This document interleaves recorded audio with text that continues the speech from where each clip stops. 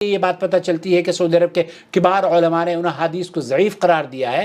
مجھے آج یہ پہلی مرتبہ علم ہوا کہ جو حدیث جس طریقے سے عمل میں کیا کرتا تھا سجدے میں پیروں کو، کیونکہ عائشہ رضی اللہ تعالیٰ عنہ کی وہ حدیث ہے کہ آپ علیہ السلام کی وہ نماز کی کیفیت بیان کرتی ہیں کہ آپ کی جو ایڑی تھی وہ ملی ہوا کرتی تھی سجدے کے اندر.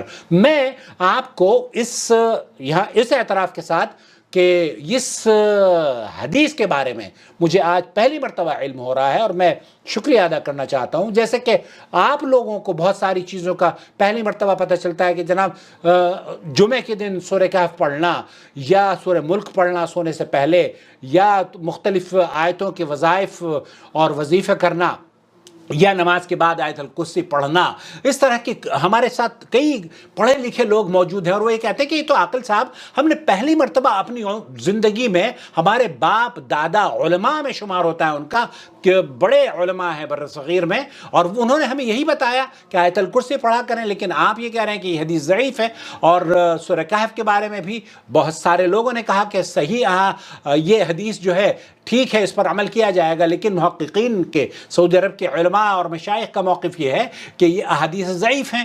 تو جیسے آپ کو تعجب ہوتا ہے نا، اور مسلمان کو تعجب نہیں ہونا چاہیے، مسلمان کو تحقیق کرنی چاہیے. جب صبح کا سوال آیا تو میں نے تحقیق کرنی شروع کری اور پتہ یہ چلا کہ میرا عمل بھی، مجھے بھی دراصل اپنی نماز کی اصلاح اس لیے کرنی چاہیے کیونکہ جب صحیح احادیث ہمیں ملتی ہیں تب ہمیں موقع ملتا ہے کہ ضعیف احادیث کو چھوڑ کر صحیح احادیث پر عمل کرنا ہم شروع کر دیں. پہلے میں رفع یدین نہیں کیا کرتا تھا، جب مجھے پتہ چلا کہ رفع یدین نبی کریم صلی اللہ علیہ وسلم کی سنت ہے، صحیح بخاری اور مسلم کی روایت ہے، تو صبا نے بھی کہا کہ اگر یہ سنت ہے تو ہم اس پر عمل کریں گے. صبا آج آپ کی وجہ سے مجھے ایک بات نہیں پتہ چلی ہے، اور مجھے اس بات کی امید ہے کہ بہت سارے ویورز کو میرے اس بات کا شاید پہلے علم نہ تھا کہ سجدے کی حالت میں پیروں کو ملانا چاہیے یا جدا کر دینا چاہیے. لیجئے سنتے ہیں سماحت شیخ عبدالعزیز بن باز.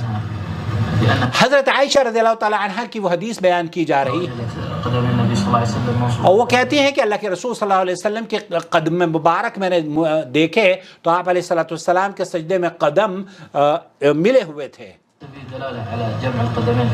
یہ کیا اس بات کی دلیل ہے کہ ہمیں نماز میں سجدے میں خاص طور پر، چونکہ صبا نے کہا کہ ہم جب کھڑے ہوں تو اس کو پیروں میں کشادگی ہوتی ہے، تو ایسی صورت میں کیا سجدے میں بھی کشادگی ہونی چاہیے یا پھر ہمیں پیروں کو ملا کر رکھنا چاہیے؟ حقیقت یہ ہے کہ آج اس ویڈیو ریکارڈ کرنے سے پہلے میں پیروں کو ملایا کرتا تھا، لیکن سنیے سماحت شیخ عبدالعزیز بن باز کیا فرما رہے ہیں. یہاں شیخ بن باز یہ فرما رہے ہیں کہ سنت یہ ہے کہ آپ اپنے پیروں کو جما کر رکھیں فی حالت سجود، نصبہما، ان کو جما کر رکھیں سجدے میں.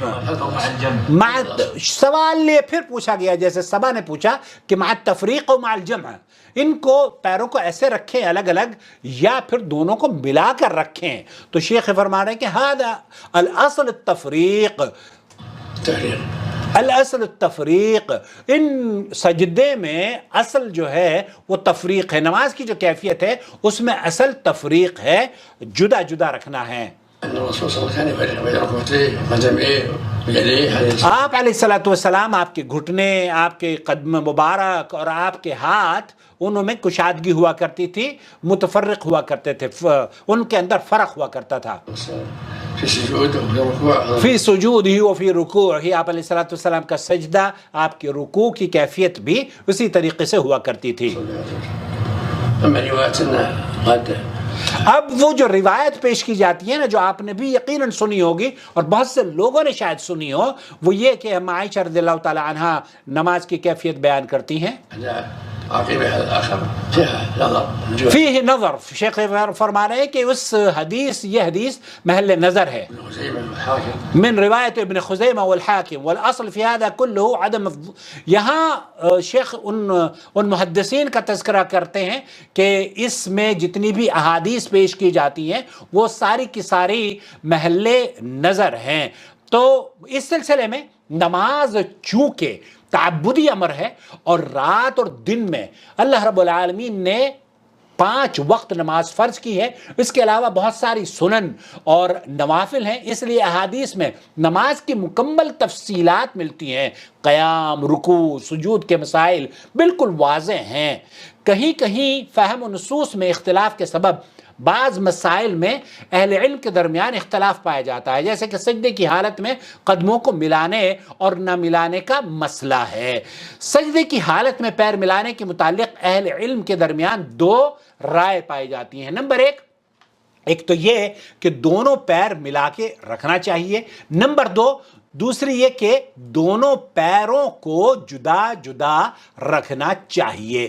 کیفیت نماز خصوصاً صف بندی اور سجدے کے مسائل کا جب احادیث کی روشنی میں ہم جائزہ لیتے ہیں تو معلوم ہوتا ہے کہ سجدے کی حالت میں دونوں پیروں کو جدا جدا رکھنا ہی مسنون ہے۔ اس کے مختلف دلائل پیش خدمت ہے۔ نمبر 1، نماز کی اس قدر اہمیت و فضیلت اور دن و رات میں بار بار نماز آنے کی وجہ سے صحابہ کرام نے نبی کریم صلی اللہ علیہ وسلم کی نماز کی مکمل کیفیت بتلائی ہے، جن میں کہیں یہ مذکور نہیں ہے کہ آپ علیہ السلام نماز میں سجدے کی حالت میں دونوں پیر ملا کر رکھا کرتے تھے۔ نمبر 2، جس حدیث سے استدلال کرتے ہوئے کہا جاتا ہے کہ سجدے میں دونوں پیروں کو ملانا چاہیے، اس میں ملانے والے الفاظ کی زیادتی راوی کی طرف سے ہے جو ناقابل استدلال ہے۔ نمبر 3، نماز میں قدم سے قدم اور ٹخنے سے ٹخنا ملانے والی احادیث دلالت کرتی ہیں کہ سجدے کی کیفیت میں یا سجدے کی حالت میں جدا جدا رکھا جائے گا۔ حدیث دیکھیں، سیدنا نعمان ابن بشیر رضی اللہ تعالی عنہ بیان کرتے ہیں کہ رسول اکرم صلی اللہ علیہ وسلم نے لوگوں کی طرف اپنا رخ کیا اور فرمایا اقیموا صفوفکم، اپنی صفیں برابر کر لو۔ آپ علیہ السلام نے یہ الفاظ 3 بار فرمائے۔ الکاش کہ اس طرح کی فضا بر صغیر میں بھی ہو۔ ہمارے اہل حدیث کے تو مساجد میں ہوتا ہے کہ امام پیچھے مڑ کر لوگوں کو کہتا ہے سووا صفوفکم، اقیموا صفوفکم، اپنی نمازوں اپنی صفوں کو درست کر لو، لیکن احناف کے یہاں یہ سنت نہیں پائی جاتی، اس لیے اس حدیث پر عمل کرنا شروع کر دیجئے۔ سووا صفوفکم یا اقیموا صفوفکم یہ کہنا شروع کر دیں۔ تو میں حدیث کی طرف پھر آپ کی توجہ چاہوں گا۔ اللہ کے رسول صلی اللہ علیہ وسلم نے فرمایا اپنی صفیں برابر کر لو۔ آپ علیہ السلام نے یہ 3 بار فرمایا۔ قسم اللہ کی ضرور ایسا ہوگا، یا تو تم اپنی صفوں کو برابر رکھو گے یا اللہ تعالیٰ تمہارے دلوں میں مخالفت پیدا کر دے گا۔ سیدنا نعمان بن بشیر رضی اللہ تعالیٰ عنہ کہتے ہیں کہ پھر میں نے دیکھا کہ ایک آدمی اپنے کندھے کو اپنے ساتھی کے کندھے کے ساتھ، اپنے گھٹنے کو اپنے ساتھی کے گھٹنے کے ساتھ اور اپنے ٹخنے کو اپنے ساتھی کے ٹخنے کے ساتھ ملا کر اور جوڑ کر پڑھا کرتا تھا اور کھڑا ہو جاتا تھا نماز میں۔ یہ حدیث تقاضا کرتی ہے کہ نمازی جس طرح قیام میں قدم کو الگ الگ رکھا تھا، اسی طرح رکوع میں بھی الگ الگ رکھنا چاہیے۔